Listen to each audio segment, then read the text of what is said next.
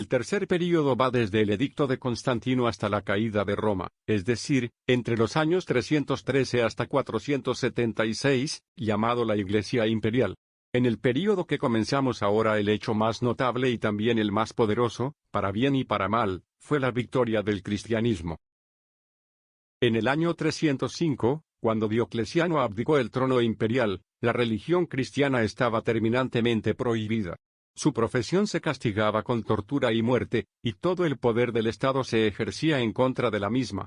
Menos de 20 años después, en el año 324, se reconoció al cristianismo como la religión oficial del Imperio Romano, y un emperador cristiano ejercía autoridad suprema con una corte de cristianos profesantes a su derredor. En un instante, los cristianos pasaron del anfiteatro romano, donde tenían que enfrentarse con los leones, a ocupar un sitio de honor en el trono que regía al mundo. Poco después de la renuncia de Diocleciano, en el año 305, 4 aspirantes a la corona imperial estaban en guerra. Los dos rivales más poderosos eran Maxencio y Constantino, cuyos ejércitos se enfrentaron en el puente Milvian, sobre el Tíber, a 16 kilómetros de Roma. En el año 312, Maxencio representaba al elemento pagano perseguidor. Sin embargo, Constantino era amistoso con los cristianos, aunque en ese tiempo no profesaba ser creyente. La lucha de estos dos rivales culminó en la victoria para Constantino, y la derrota de Maxencio, que resultó ahogado. Poco después, en el año 313, Constantino promulgó su famoso edicto de tolerancia que oficialmente puso fin a las persecuciones.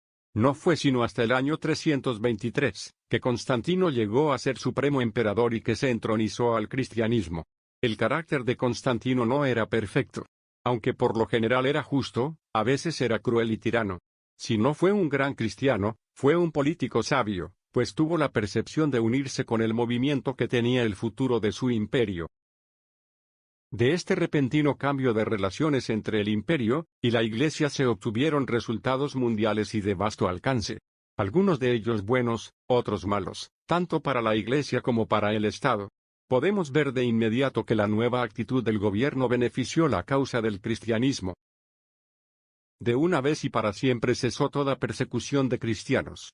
Durante más de 200 años, los cristianos nunca se vieron libres de acusación y muerte. En todas partes se restauraban y reabrían los edificios de las iglesias. En el período apostólico las reuniones se celebraban en casas particulares y en salones alquilados. Después, durante el tiempo del cese de las persecuciones, empezaron a levantarse edificios para las iglesias. A partir de este momento, los cristianos tuvieron libertad para construir templos. De ahí que se empezaron a levantar edificios por doquier. En su diseño seguían la forma, y tomaban el nombre de la Basílica Romana o Salón de la Corte, un rectángulo dividido en pasillos por hileras de pilares, teniendo en un extremo una plataforma semicircular con asientos para los clérigos. Constantino dio el ejemplo de construir grandes templos en Jerusalén, Belén y en su nueva capital, Constantinopla. 2 generaciones después de Constantino fue que empezaron a aparecer las imágenes en las iglesias. Los cristianos primitivos se horrorizaban con todo lo que pudiese conducir a la idolatría, ya que la Biblia lo condena: no te harás imágenes. En muchos lugares los templos se consagraron como iglesias. Esto sucedía especialmente en las ciudades, mientras que en los remotos lugares rurales las creencias y la adoración pagana perduraron por generaciones. La palabra pagano originalmente significaba morador del campo. Sin embargo, llegó a significar, y aún significa, un idólatra, uno que no conoce la verdadera adoración. Por todo el imperio los templos de los dioses se sostuvieron principalmente por el tesoro público. Ahora estas donaciones se concedían a las iglesias y al clero. De forma gradual al principio, pero muy pronto en una forma general y más liberal, los fondos públicos fueron enriqueciendo a la iglesia. Los obispos, ministros y otros funcionarios del culto cristiano recibían su sostén del Estado. Una donación bien recibida por la Iglesia, pero al final de dudoso beneficio. Al clero se le otorgaron muchos privilegios, no todos por ley imperial, sino por costumbre que pronto llegó a ser ley. Ya no se les exigía el cumplimiento de los deberes públicos que eran obligatorios para todos los ciudadanos, pues los eximieron del pago de contribuciones. Todas las acusaciones en su contra se juzgaban ante cortes eclesiásticas. Los ministros de la Iglesia pronto llegaron a formar una clase privilegiada en cuanto a la ley del país. Esto también, aunque fue un beneficio inmediato, desencadenó un mal para el Estado y para la Iglesia. El primer día de la semana se proclamó como día de descanso y de adoración. Su observancia pronto llegó a generalizarse en todo el imperio. En el año 321, Constantino prohibió que las cortes se abriesen los domingos, excepto con el propósito de libertar esclavos. También en ese día los soldados tenían la orden de no hacer sus ejercicios militares diarios. Sin embargo, los juegos públicos continuaron el domingo, con la tendencia de hacer de ese día uno de fiesta en vez de santo. Del reconocimiento del cristianismo como la religión predilecta surgieron algunos buenos resultados para el pueblo y la Iglesia. El espíritu de la nueva religión se inculcó en muchas de las ordenanzas que Constantino y sus sucesores inmediatos decretaron. La crucifixión se abolió. Esta era una forma común de ejecutar los criminales, excepto a los ciudadanos romanos que eran los únicos con derecho a ser decapitados cuando los condenaban a muerte.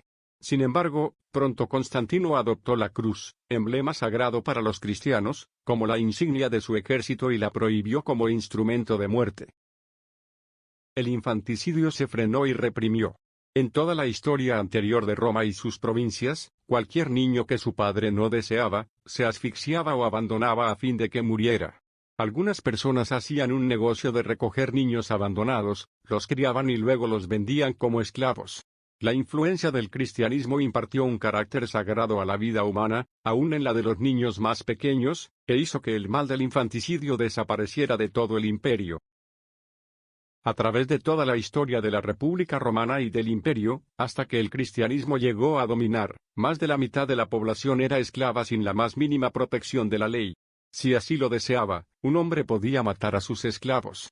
Durante el dominio de uno de los primeros emperadores, un ciudadano romano rico fue asesinado por uno de sus esclavos y, por ley, los 300 esclavos de su casa murieron.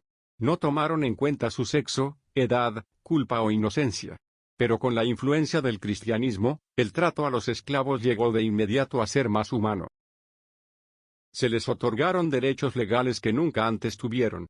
Podían acusar a sus amos de trato cruel. La emancipación se aprobó y fomentó. Así, la condición de los esclavos mejoró, y la esclavitud poco a poco se abolió. Los juegos de gladiadores se prohibieron. Esta ley se puso en vigor en la nueva capital de Constantino, donde el hipódromo nunca se contaminó con hombres que se matasen entre sí para placer de los espectadores. Aunque el resultado del triunfo del cristianismo fue muy bueno, inevitablemente la alianza del Estado y la Iglesia también trajo en su curso muchos males. El cese de la persecución fue una bendición, pero el establecimiento del cristianismo como religión del Estado llegó a ser una maldición. Todos procuraban ser miembros de la Iglesia y a casi todos los recibían, tanto los buenos como los malos, los que sinceramente buscaban a Dios y los hipócritas que procuraban ganancia personal, se apresuraban a ingresar en la comunión. Hombres mundanos, ambiciosos, sin escrúpulos, buscaban puestos en la Iglesia para obtener influencia social y política. El tono moral del cristianismo en el poder era mucho más bajo que el que había distinguido a la misma gente bajo el tiempo de la persecución. Los servicios de adoración aumentaron en esplendor, pero eran menos espirituales y sinceros que los de tiempos anteriores. Las formas y ceremonias del paganismo gradualmente se fueron infiltrando en la adoración. Algunas de las antiguas fiestas paganas llegaron a ser fiestas de la Iglesia con cambio de nombre y de adoración. Alrededor del año 405, en los templos comenzaron a aparecer, adorarse y rendirse culto a las imágenes de santos y mártires. La adoración de la Virgen María sustituyó a la adoración de Venus y Diana. La Cena del Señor llegó a ser un sacrificio en lugar de un acto recordatorio. La figura del líder llamado anciano en la Biblia, pasó a ser de un predicador a sacerdote. Debido al poder ejercido por la Iglesia, no vemos al cristianismo que transforma al mundo a su ideal, sino al mundo que domina a la Iglesia. A la humildad y la santidad de la época primitiva se convirtió en ambición, orgullo y arrogancia entre los miembros de la Iglesia. Había aún muchos cristianos de espíritu puro, como Mónica, la madre de Agustín, y ministros fieles tales como Jerónimo y Juan Crisóstomo. Sin embargo, la ola de mundanalidad avanzó independientemente de que muchos de los que profesaban ser discípulos de su humilde Señor. Si se le hubiese permitido al cristianismo desarrollarse normalmente sin tener el poder del Estado, y si éste hubiese continuado libre del dictado de la Iglesia, ambos hubieran sido mejores estando separados. Sin embargo, la Iglesia y el Estado llegaron a ser una sola cosa cuando el imperio adoptó al cristianismo como la religión oficial. De esta unión forzada surgieron dos males, uno en las provincias orientales y otros en las occidentales.